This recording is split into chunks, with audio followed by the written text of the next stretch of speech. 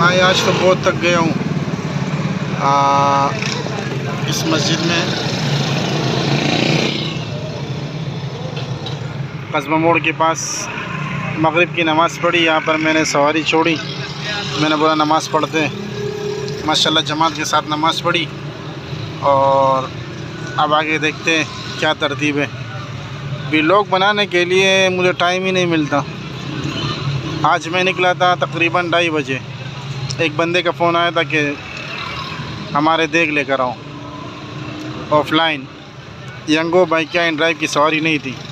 बंदे ने मुझे फ़ोन किया, उसका देख लेने के लिए गया तो वो देख मेरे रिक्शे में नहीं आ रहे थे, बहुत बड़े देख थे, 2 देख थे। तो उसने कहा चलो देख को छोड़ दो, आप आ जाओ खाना खाओ। मैं उसके पास गया, मैंने बिरयानी मन के खाई, बीफ बिरयानी, ओए होए बहुत ज़बरदस्त बिरयानी थी।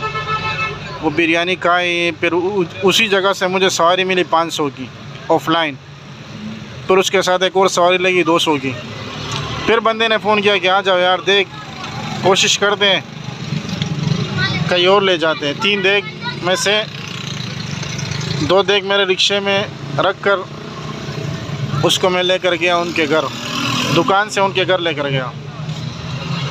तो 1000 रुपये उसके बन गए, 1700 हो गए।